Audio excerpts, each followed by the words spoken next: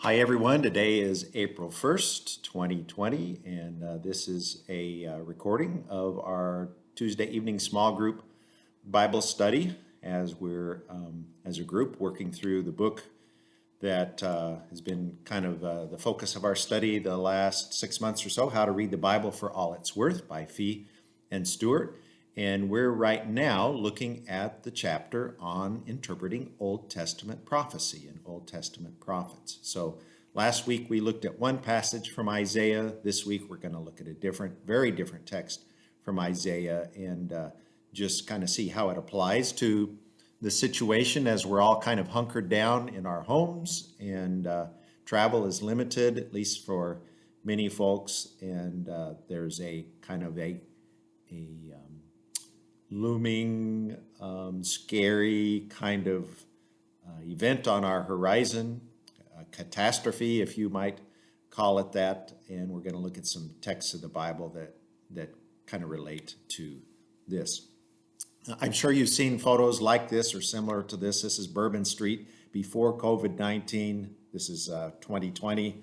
Here you can see how jam-packed the streets are, and then you can now see how empty they are during this outbreak. I'm sure you've seen things similar to this in the neighborhoods and places where you live.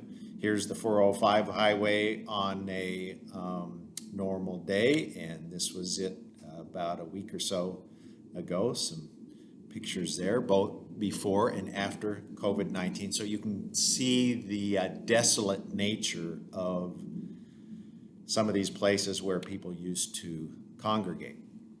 The passage we're going to be looking at is in Isaiah chapter 24, and it's in what's called Isaiah's Little Apocalypse, which is a unique section of just several chapters here, chapters 24 to 27 of the book of Isaiah. And it has literature similar to the book of Revelation, the writing style and the nature of the literature here in this little section.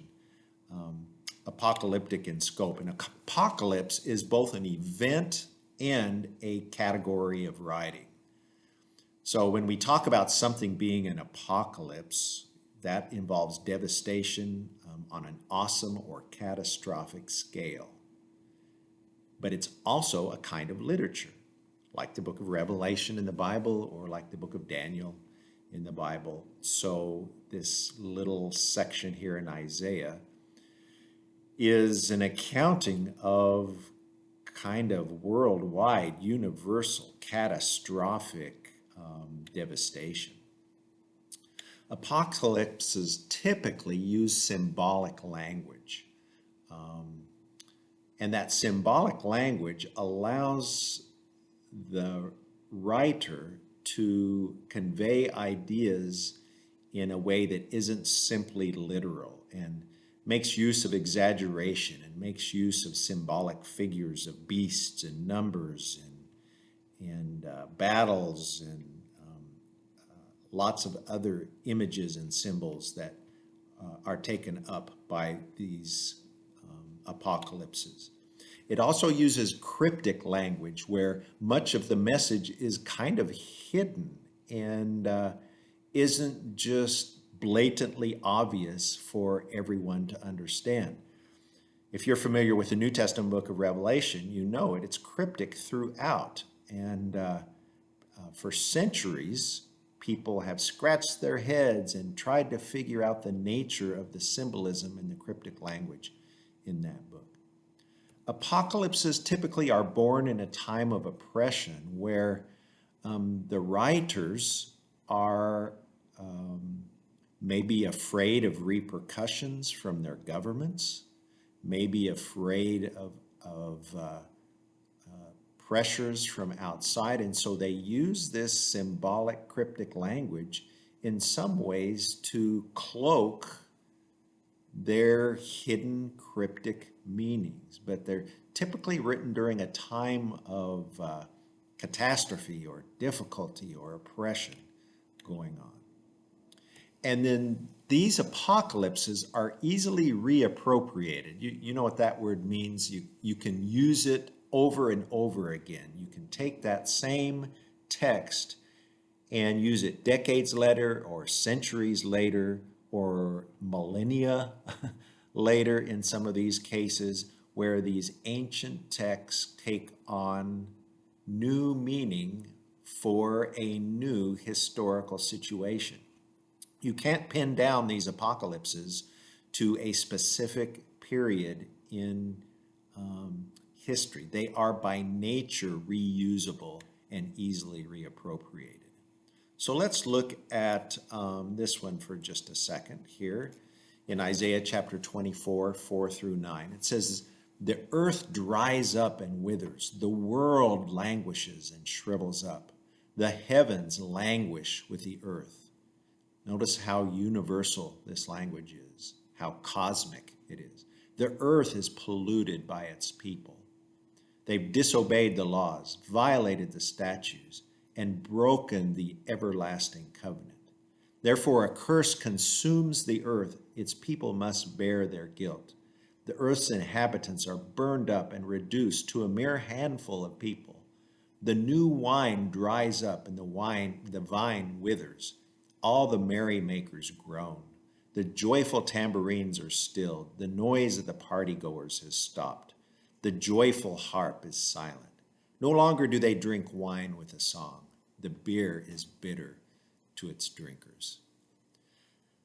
A very somber, serious text here. Notice again how universal it is. The earth, the world, the heavens. Verse 5, the earth is polluted by its people. That word there has been translated defiled in some translations. It refers to ritual pollution. It can refer to material pollution, but it refers to ritual pollution where ritual laws have been violated and moral laws have been violated. People have broken the Berit Olam, the everlasting covenant. That's kind of a catchphrase in some places of the Bible we'll be looking at in just a second.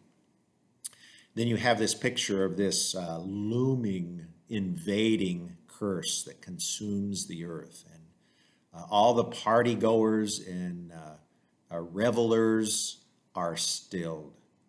And the earth takes on this languishing, withering, shriveling up perspective.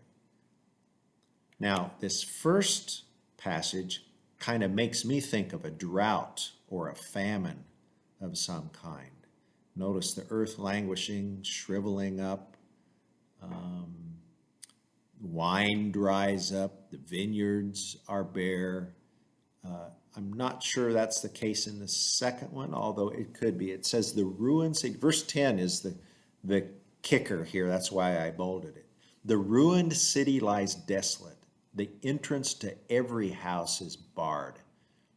And I think of people hunkering down in their homes in light of COVID-19 and how the language here is very telling, if not literal. In the streets, they cry out for wine. All joy turns to gloom. The celebrations disappear from the earth. The city's left in ruins. Its gate is battered to pieces. This phrase makes me wonder, well, was this some kind of military invasion? Or was this a riot where those who could not get access to food during time of famine beat the gates down of the city? Anyway, so it will be on the earth and among the nations as when an olive tree is beaten and only a few olives are left after the harvest. So this universal cosmic catastrophe affects the majority of the population, and only a few are left that are untouched by this catastrophe. It doesn't mean everybody dies, but it means only a few are untouched by what's going on. And if you've ever seen olive harvests in the Middle East, they put a mesh down, sometimes as simple as a blanket or several blankets, and they take what looks like rakes and they just start beating the tree branches, and the ripe olives fall, and those that are not ready remain there. So that's the imagery here. So this apocalyptic literature is cosmic in scope, as we've seen, the earth, the heavens, the nations. No one is autonomous. No one is free to abuse creation. Everybody suffers. And there's been all kinds of little talks across the internet that I've seen, blaming this or that for COVID-19 and how the actions of a few or the actions of the majority of the world's population have allowed this terrible onslaught to take place. I'm not endorsing these. I'm not an expert in those areas, but I will say that no one is autonomous in this text. Everything languishes and withers away. All the parties stop. The well-being that was taken for granted is now gone. That's the picture here in Isaiah. Lawlessness prevails, where people are just taking matters into their own hands, and a curse devours the earth. That's the apocalyptic nature of this text. And as I say, apocalypses can be reused for completely new and unique situations. I think of the movie Apocalypse Now that was about the Vietnam War. And it takes that nature of an apocalyptic event, a universal, cosmic, catastrophic event, and it applies it to a very specific time in our own country's history, in a very specific portion of our population that had to face that. So this text, I'll just back up to it for a second.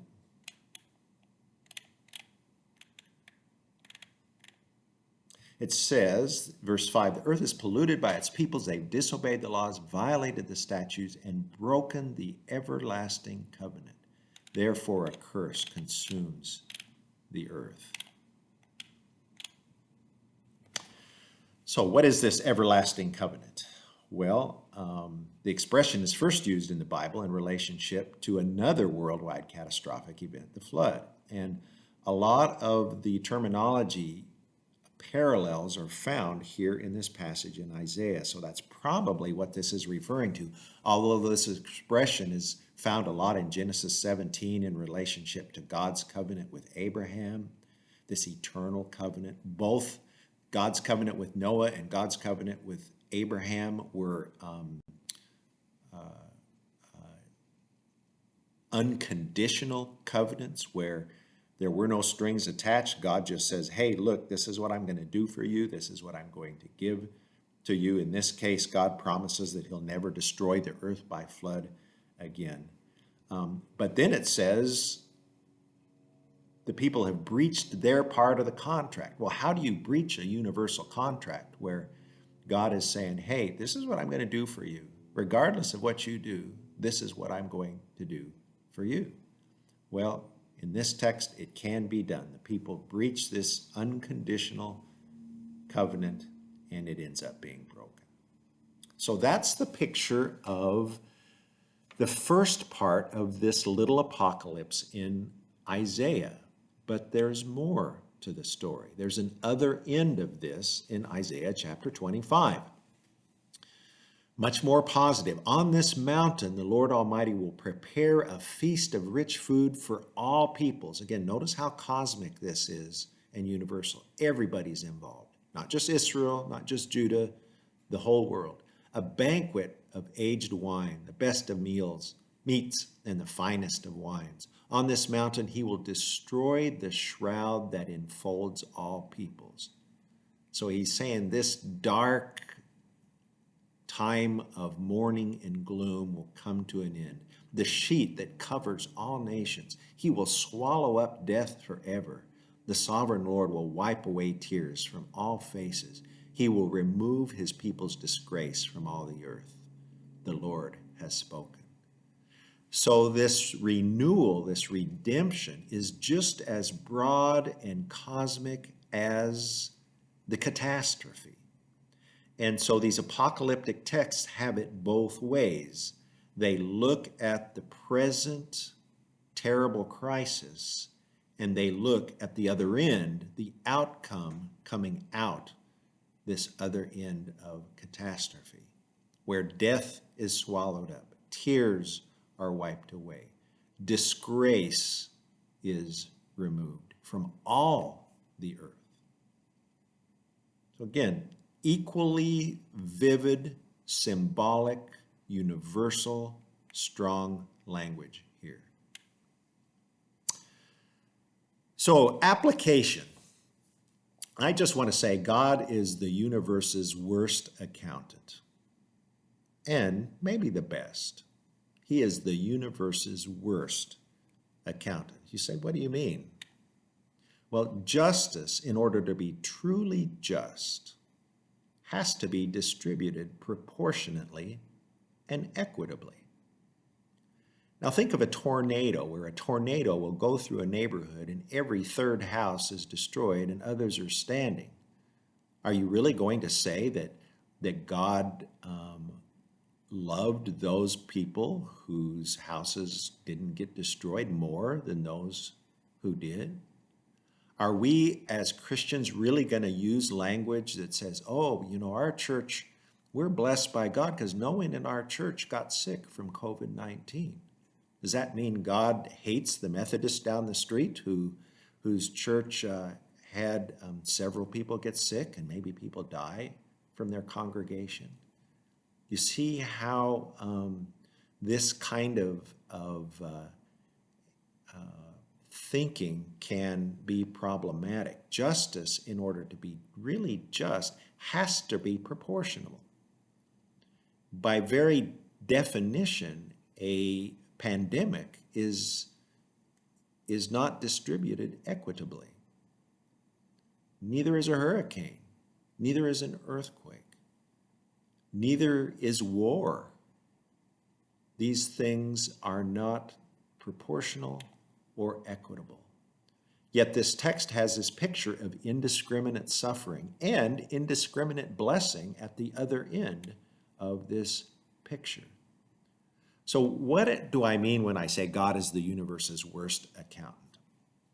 And I don't know, maybe you have this idea that God's sitting up in heaven, and when you die someday, he's got this ledger, and all your good karmas on one side, your bad karmas on the other side, and he tallies it up and says, see, this is everything you've ever thought, everything you've ever said, everything you've ever done, all this, and I'm going to add it all up here. Give me just a minute or two. Okay, I'm working on it. Yeah, okay, looks pretty good for you. No, looks pretty bad for you. Is that really the way it is? And Jesus speaks to this directly.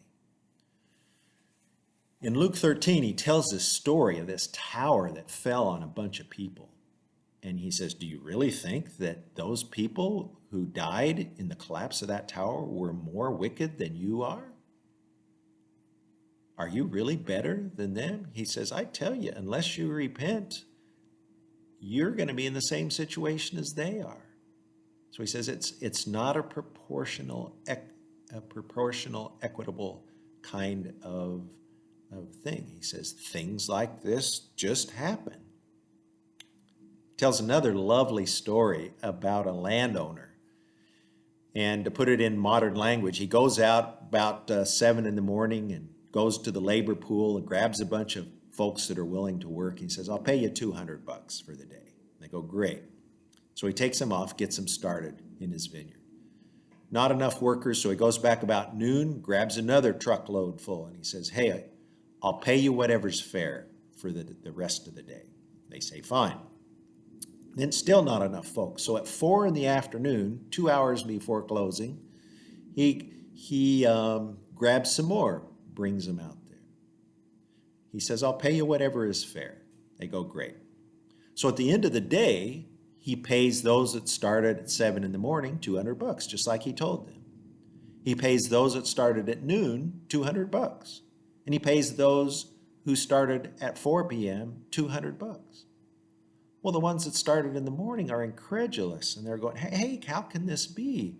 You paid us $200 and you paid them $200. And the landowner says, did I not tell you I'd pay you $200? Didn't you agree to work for that?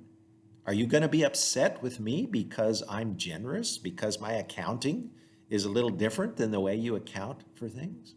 Are you really going to be upset with me because I want to give a little extra to these other people? Well, their answer was yes. Of course, the Bible doesn't really say that, but of course that was their answer is yes. We want it to be fair. We want it to be equitable. We want it to be proportional. And Jesus says that's not the way God operates.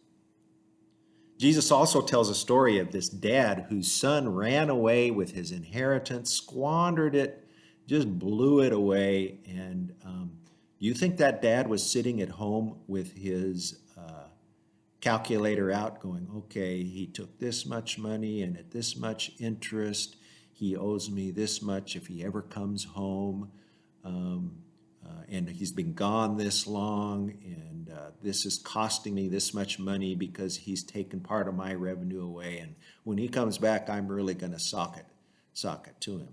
No, this dad, when the son comes back, the son starts to apologize, and the dad cuts him off. And he goes, wait, we're going to celebrate. Bring in the fatted calf. Let's throw a party. My son, he was dead. He's alive to me now. So this dad was not this accountant that was measuring things according to the way that we measure justice. And if you don't believe that, read the story and look at the perspective of the other brother who stayed at home and served his dad. His other brother's going, hey, wait a minute, this isn't fair. How can this be? And the dad says, I had to. My son, who was dead, is alive.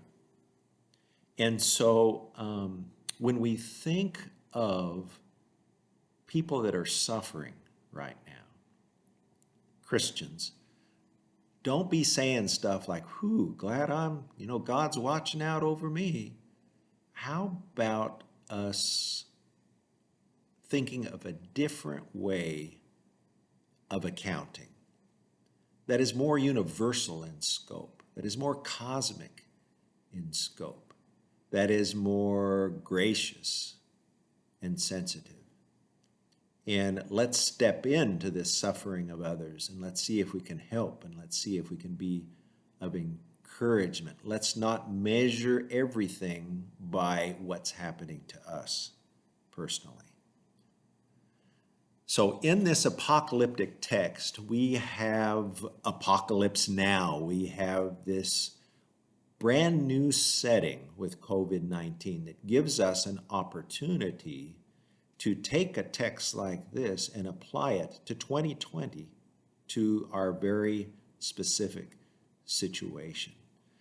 J.B. Phillips first turned me on to this in his little book, Your God is Too Small. And he says, if your idea of God is a God who's a heavenly accountant, you need to think again. And Philip Yancey, and I can't remember if this was a chapter in a book or a title of a book, but he talks about the mathematics of the kingdom. And he says, God's math is all messed up. It's the worst kind of math and the best kind of math in the universe. I'm no universalist by any means, but I also do not think that God is this heavenly accountant with this ledger for your actions and your attitudes. God is a loving Father, and that's how he relates, not just to us as Christians, but to all of humanity. These are cosmic and universal texts. So have a great week. Like I say, I'm not sure I'm going to do this every week. It depends on how much time I have, but while we're not able to meet face to face, here's our Bible study for the week.